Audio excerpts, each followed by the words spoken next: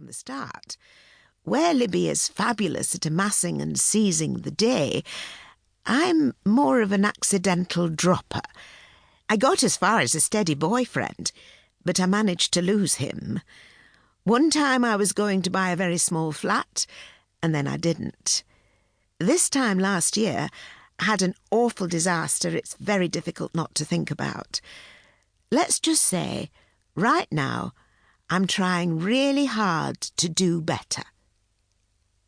I do have a job I used to love as a visual merchandiser at Daniel's, which is a family-run department store tucked just behind Regent Street in London. My mum calls it window dressing, but I actually style and build displays. But along with everything else, that's gone a bit pear-shaped lately, since Fliss, my best friend who works in the same team, went on 2 lots of maternity leave in quick succession. The first was very much planned. The second was a disaster because it happened too fast. But that's what life's like for Fliss and me. We have calamities, but we have so many of the damn things. Mostly we grit our teeth and try to ride those catastrophe waves. Whereas lucky old Libby wouldn't recognise a setback if it slapped her in the face. Because, well, quite simply, she doesn't allow any negativity into her life.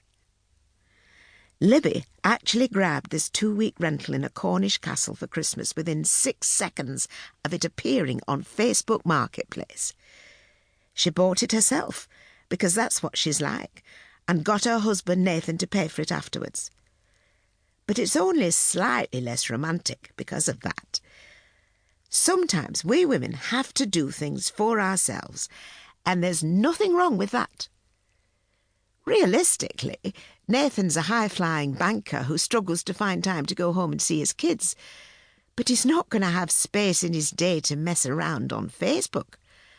And buying your own present might mean you forfeit those 2 seconds of amazement when it arrives, but the plus side is you get exactly what you want and you're never disappointed. Best of all, you're in control. And for Libby, control is a must. That's the other thing about being a hotshot business mother of 4, nurturer of kids, and a burgeoning business, running through life at 1,000,000 miles an hour with all her hands full, while juggling fruit at the same time. These days it's not enough to be one. She has to show the world she's doing it too. If the social media posts aren't there, whatever she's doing may as well never have happened. So, Libby pulling off a fortnight over Christmas in a castle will be entirely wasted if she doesn't get the word out. She has to get those Instagram photos loaded. And not only that, every single one has to look more amazing than anything anyone else is posting. No pressure there then, which is basically where I come in. I'm here to style the arse off Libby's Christmas and to make her uploads look prettier than anyone else's. A few years ago, Fliss would have been the obvious choice for this job. But she's up to her ears in sleepless nights and stroppy toddlers, and she won't mind me sharing this. Multitasking just isn't a thing that's working for her. She's barely made it out of her pyjamas in 3 years. Which is why Libby turned to me. When she marched into Daniel's a month ago like a pocket rocket, begging me to help style her castle Christmas, waving her arms and tossing around words like sumptuous and luxurious, I was off to human resources to beg for time off faster than you could say ramparts. Just to give you a picture, Fliss and Libby are both teensy, neat, and various shades of blonde, depending on the week. With my gangly frame, I feel like the big friendly giant when I'm next to them.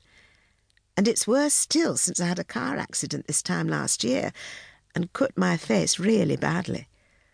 Since then, I've had to grow my cute, dark-haired pixie cut into one of those straight-ended, wavy bobs that's hell to maintain and isn't quite working, and then top the whole lot off with whatever hat works for the weather.